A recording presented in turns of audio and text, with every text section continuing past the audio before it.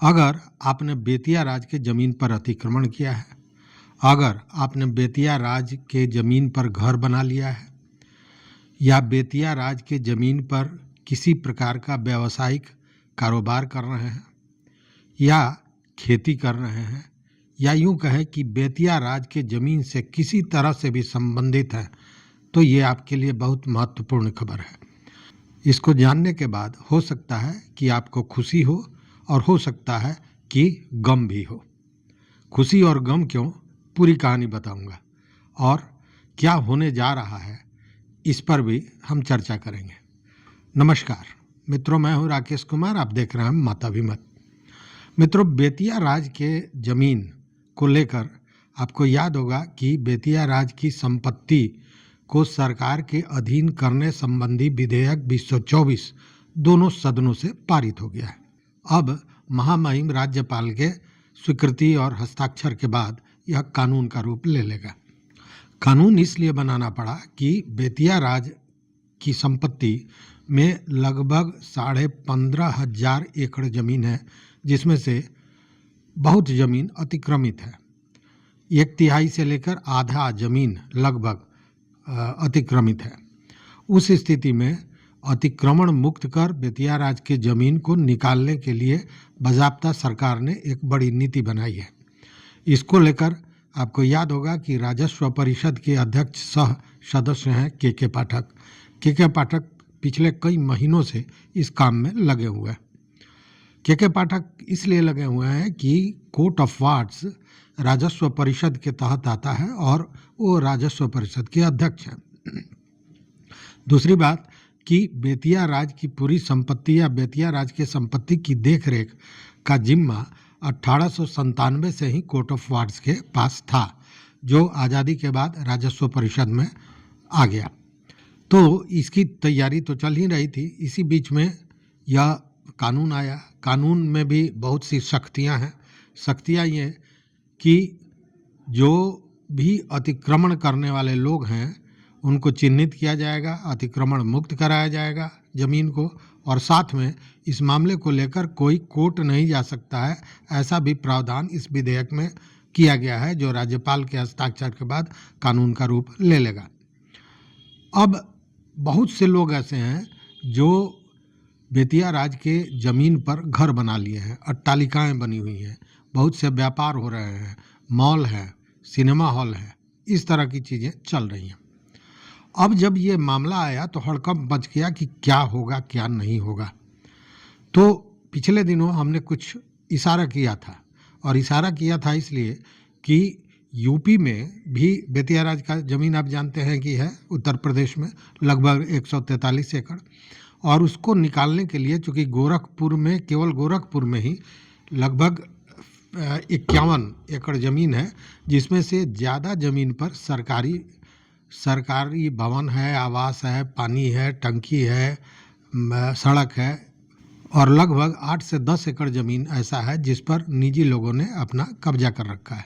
इसको लेकर आपको याद होगा, हमने पिछले वीडियो में बताया था कि के पाठक गोरखपुर गए थे, वहाँ डीएम से बात की थी, उन्होंने पदाधिकारियों के साथ बैठक की थी और एक रास्ता निकालने का प्रयास किया गया था। इसी बीच में यह विधेयक आ गया था। उसके बाद में ये शंकाएं पैदा होने लगी कि वहाँ जो बातें हुई हैं वो इस विधेयक के आने के बाद पूरा होगा नहीं होगा, क्या होगा, तमाम तरह की चर्चा चल रही थी। और सबसे ज़्यादा परेशानी बिहार में था, चूँकि बिहार में बेतिया राज की सबसे ज़्यादा ज़मीन है और उसमें भी 6 जिलों में, जिसमें सबसे ज़्यादा पश्चिमी चंपारण और पूर्वी चंपारण में है। उसके अलावा गोपालगंज, सारण, सिवान और पटना में भी बेतिया राज का ज़मीन है। अब ज़मीन जो है, जब ये एक्ट आया था तो आपने देखा होगा कि हर जगह लोग कह रहे थे कि लगभग 50,000 परिवार ऐसे होंगे जो इससे प्रभावित होंगे, और क्या बार बार प्रश्न उठ रहा था कि क्या इतने बड़े जो अतिक्रमण है उसको सरकार आसानी से मुक्त करा पाएगी। ये तमाम तरह की चीज़ें चल रही थी। और तब हमने बताया था अपने पिछले वीडियो में कि रास्ता सरकार निकालेगी ऐसा कि सब काम हो जाए और बहुत हंगामा भी ना हो, और कहीं ना कहीं वो चीज़ अब धीरे धीरे सामने आने लगी है, क्योंकि सरकार इसको लेकर नीति बनाने लगी है। तो सबसे पहले ये कहना है मेरा कि अगर आप बेतिया राज के ज़मीन पर आपने घर बनाया है तो पैसे का इंतज़ाम कर लीजिए, चूँकि एक मौका मिलने वाला है और अगर ये मौका चूक गए तो फिर कोई दूसरा उपाय बचेगा नहीं। तो क्या मौका है, क्या नियमावली बनने जा रही है, इन सारे चीज़ों पर ज़रा विचार करते हैं।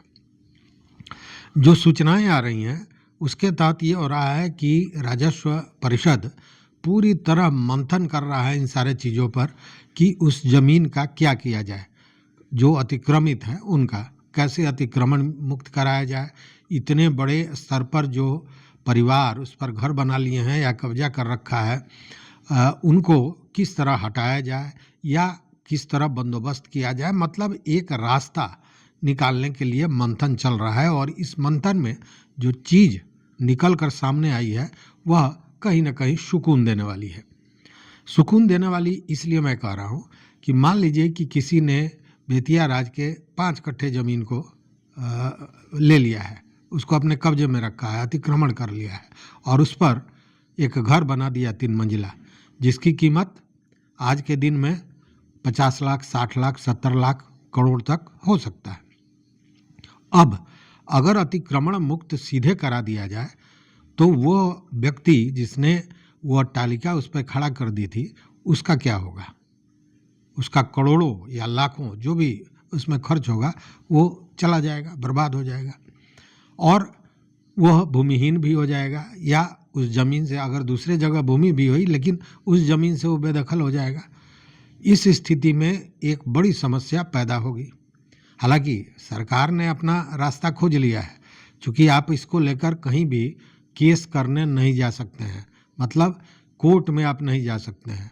इसका फैसला 2 स्तर पर होना है, एक जिलाधिकारी के स्तर पर जिनको 3 महीने में मतलब 90 दिनों में इसका निस्तारण इस मामले का करना है, जो भी मामला आता है। और अगर वहाँ से इस मामले का निस्तारण नहीं होता है उस स्थिति में राजस्व परिषद में आपत्ति देनी होगी, अपना प्रॉब्लम देना होगा और वहाँ से आपको न्याय मिलेगा। प्रावधान यही है। लेकिन इन सारे प्रावधानों के बीच में वह जो अट्टालिका बनी है उसका क्या होगा? उसका तो लाखों करोड़ों चला गया पानी में और ज़मीन भी गया। तो उस स्थिति में एक आक्रोश पैदा होगा, एक हंगामा पैदा होगा और सरकार के विरुद्ध एक बड़ी संख्या में, चूँकि 50,000 परिवार की बात है तो बड़ी संख्या में विरोध होगा और इसका असर कहीं ना कहीं होगा। क्योंकि सरकार जो भी नीति बनाती है उसमें जो उसका काम है वो कैसे सफल होगा यह तो उद्देश्य होता ही है, साथ में राजनीतिक उद्देश्य भी होता है जिससे सरकार की मिट्टी पलीद भी नहीं हो और आगे आने वाले चुनाव में लोग उनके विरोधी नहीं हो। चूँकि ये सरकार का कोई भी फैसला होता है उसमें चुनाव, वोट निश्चित रूप से एक अंग होता है, उसको छोड़कर सरकार सोचती नहीं है। तो यहाँ भी कुछ ऐसा ही होने जा रहा है। होने ये जा रहा है कि जो बातें निकल के आ रही हैं, जो मंथन हो रहा है, जिस नीतियों पर विचार हो रहा है, उसमें यह हो रहा है कि जिन लोगों ने मकान बना लिया है सरकारी ज़मीन पर, उन लोगों से, जिन लोगों ने बेतिया राज के ज़मीन पर जो अब सरकारी हो गया है उस पर कब्जा किया है और अपना घर बना लिया है, तो उनसे रकबा के हिसाब से, मतलब जितनी ज़मीन उन्होंने एक्वायर किया है, एक्वायर का मतलब कब्जा किया है, एक्वायर मतलब वो सरकारी एक्वायर की बात नहीं मैं कर रहा हूँ, जी कब्जा किया है या अतिक्रमण किया है, तो रकबा के हिसाब से उनसे एक निश्चित राशि दंड के रूप में लिया जाएगा, जुर्माना के रूप में लिया जाएगा। तो आप कहिएगा कि जुर्माना तो ले लिया, बाकी क्या होगा? तो वह भी बताता हूँ। सबसे पहले तो रकबा के हिसाब से आपने जितनी ज़मीन लिया है उसमें एक हिसाब होगा, एक नीति बनाई जाएगी, उसके हिसाब से सबसे पहले आपने जो अतिक्रमण किया है उसको लेकर आपसे जुर्माना लिया जाएगा, पहली बात। अब जुर्माने के बाद चूँकि उस पर घर बन गया है तो एक मौका दिया जाएगा कि बाजार मूल्य जो होता है उस बाजार मूल्य से आपको वह पैसा सरकार को देना होगा, वो जमा करना होगा। एक बार नहीं, एक अंश माने प्रति वर्ष उसका कुछ अंश देना होगा। वो तो जब नीति बन के आएगी तो सामने आएगी कि 10 साल में देना है कि 20 साल में देना है या 3 साल में देना है, वो तो जब नीति बन के आएगी तो स्पष्ट होगा। लेकिन जो नीति बनाई जा रही है, जो सूचनाएं आ रही हैं, उसके हिसाब से हम ये बात आपके सामने रख रहे हैं। तो मान लीजिए कि वो जो ज़मीन है उसका बाजार मूल्य क्या होता है, उसके हिसाब से प्रति वर्ष उसका कुछ हिस्सा आपको देना पड़ेगा सरकार को, और कुछ वर्षों के बाद जब वो फुल पेमेंट आप कर देंगे तब वो ज़मीन आपकी हो जाएगी। मतलब आपका ज़मीन भी बच गया, आपका घर भी बच गया। दंड जो जुर्माना लगना था वो तो लगा, चूँकि आपने गलत किया है, अतिक्रमण किया है, तो जुर्माना तो लगना है। तो एक मुझे लगता है कि जितनी बड़ी ये समस्या थी, अगर इस तरह की व्यवस्था होती है तो उन समस्याओं का निदान निकल सकता है और उसमें किसी को आपत्ति भी नहीं होगी। चूँकि जिन लोगों ने घर बनाया था, हमारी बातें दर्जनों लोगों से हुई, उन लोगों का यही कहना था कि सरकार इसका पैसा ले ले ज़मीन का और ज़मीन हमको बंदोबस्त कर दे। तो स्थितियाँ कहीं न कहीं वहीं पे जाके अटक रही है। तो ये एक सुकून देने वाला चीज़ है। दूसरा सुकून देने वाला चीज़ ये है कि वैसे भी बहुत से लोग हैं, हज़ारों लोग हैं, जिन्होंने बेतिया राज के ज़मीन का अतिक्रमण किया है और उस पर झोपड़ी बना लिया है, मतलब कच्चा मकान बना लिया है। वैसे लोगों का क्या होगा? वैसे लोग ज़्यादातर गरीब हैं जिन्होंने वैसे बेतिया राज के ज़मीन को अतिक्रमण करके झोपड़ी बनाई है। तो उनके लिए भी एक नीति बनाने की बात हो रही है या उस पर मंथन चल रहा है, और वो ये कि वैसे लोगों को जिन्होंने झोपड़ी बनाया है उनको 3 डिसमिल ज़मीन, अगर वो भूमिहीन है तो 3 डिसमिल ज़मीन उनको बंदोबस्त कर दिया जाएगा उसमें से, और इसके लिए उनसे कोई भी शुल्क, कोई भी पैसा, कोई भी जुर्माना नहीं लिया जाएगा। मतलब जैसे बास्कीत का पर्चा जो कटता था ना, उसी हिसाब से उनको घर बनाने के लिए वो ज़मीन, चूँकि उस पर उन्होंने झोपड़ी ऑलरेडी बना रखा है, तो वो ज़मीन उनको दी जाएगी। तो यह भी एक सुकून देने वाली बात है। और चूँकि वो गरीब हैं तो न उनसे जुर्माने की बात हो रही है और न ही उनसे उस ज़मीन की कीमत ली जा रही है, बल्कि बाज़ाब्ता उसको सरकार उसके नाम से बंदोबस्त कर देगी जिस पर वो घर अपना बनाया है। ये भी सुकून देने वाली बात है। लेकिन एक मामला है जो सुकून नहीं देगा, जो कहीं न कहीं परेशानी का सबब बन सकता है, और वो क्या है उसको भी समझिए।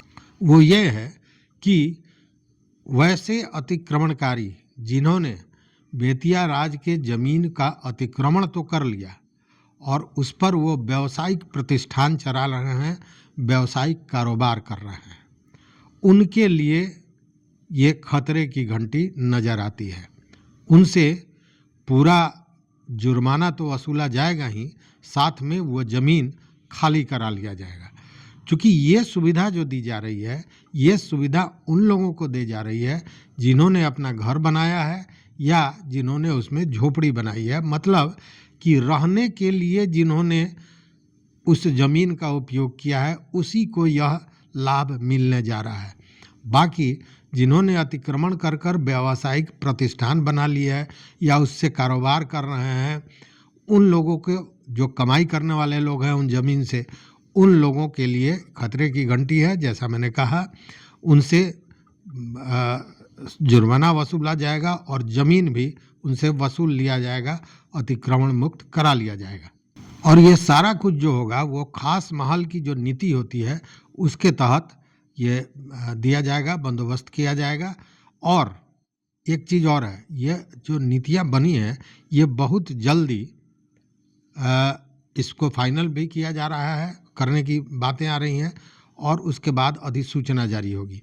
अधिसूचना जारी होने के बाद समय कम होगा, चूँकि अधिसूचना जारी होने के बाद जो आपत्तियां हैं वो आपत्तियां 90 दिनों के अंदर में ही उसको पूरा कर लेना है। मतलब जो आप आपत्ति देंगे 90 दिन के अंदर में उसका निस्तारण होगा और उसके बाद काम हो सकता है। इसके लिए बाज़ाब्ता, चूँकि समय कम है और इस समय में पूरे काम को करना है, तो इसके लिए सरकार ने जो अपनी जो जिन बातों पर नीति बनाई जा रही है, मंथन हो रहा है, उसमें यह कहा गया है कि 6 वैसे डिस्ट्रिक्ट जहाँ पे बेतिया राज का ज़्यादा ज़मीन है, जैसे पश्चिम चंपारण, मतलब बेतिया, पश्चिम चंपारण, पूर्वी चंपारण, गोपालगंज, सारण, सिवान और पटना, ये जो 6 ज़िले हैं, इन 6 ज़िलों में एक पदाधिकारी नियुक्त किया जाएगा जो एडीएम रैंक के पदाधिकारी होंगे और वो इन सारे चीज़ों को देखेंगे। तो स्थिति यही बनी हुई है। मतलब कि सब के बावजूद लगता है कि सरकार ने एक वैसा रास्ता निकालने का प्रयास किया है जिसमें बहुत लोग प्रभावित न हों और कम से कम वो लोग जिन्होंने घर बनाने के लिए या आश्रय के लिए उस ज़मीन का उपयोग किया है या अतिक्रमण किया है, उन लोगों को एक रास्ता दिया जा रहा है कि वो उस ज़मीन पर काबिज रहें और एक जुर्माना और जो बाज़ार मूल्य है उस पर ज़मीन को सरकार उनको दे देगी। लेकिन जैसा मैंने कहा कि अगर किसी ने उस पर व्यावसायिक प्रतिष्ठान बना रखा है या व्यावसायिक गतिविधि करना है तो उनसे ज़मीन खाली कराई जाएगी और जुर्माना भी वसूला जाएगा। तो ये एक पॉजिटिव चीज़ है और इसको लेकर मुझे लगता है कि समाचार के बाद जो लोग बेतिया राज के ज़मीन पर घर बनाए हुए हैं और परेशान थे, भाग दौड़, हमको मुझे लगता है कि दिन भर में 30, 40, 50 वैसे कॉल्स आ रहे हैं जो लोग मांगते हैं कि बेतिया राज में जो सूची निकाली है और उनका कहना होता है कि बेतिया राज की जो सूची है, ज़मीन की सूची है, उसको उपलब्ध कराई जाए। मैं लगातार लोगों को उपलब्ध भी करा रहा हूँ जो मेरे पास उपलब्ध है। तो ये जो एक हंगामा, एक डर, एक भय, एक यूँ कहें कि आशियाना लूट जाने का भय जो घर किए हुए था लोगों के मन में, उनके लिए एक राहत का विषय है और हो सकता है कि जैसे ही ये अधिसूचना आती है उसके बाद इस पर कार्रवाई होगी। तो इसीलिए मैंने कहा कि अब डर भय छोड़िए और पैसे का इंतजाम कीजिए, घर आपका होगा। और सबसे बड़ी बात क्या है कि मान लीजिए किसी ने ज़मीन किया है और बाज़ार मूल्य तो बहुत बड़ा है, तो उनके लिए बजाबते किस्तवार देने की जो बात सरकार के तरफ से, मतलब इस पर जो मंथन हो रहा है, ये बहुत ही सुकून देने वाला विषय है। मतलब कि अब उस ज़मीन के लिए आपको कहीं दूसरे जगह अपना कोई दूसरा चीज़ नहीं बेचना पड़ेगा, आप आराम से उन सारे चीज़ की व्यवस्था कर सकेंगे। तो एक ये अच्छी पहल सरकार की मानी जाएगी। इस पर आपका क्या राय है, आपका क्या मत है, आपका क्या विचार है, ज़रूर बताइएगा। और चैनल पर मित्रों, अगर आप नए हैं या अभी तक नहीं सब्सक्राइब किया है तो निश्चित सब्सक्राइब कीजिए, क्योंकि मैं खोज के आपके हित की बात लेकर आता हूँ। तो देखते रहिए मत अभिमत। बहुत बहुत धन्यवाद, बहुत बहुत धन्यवाद।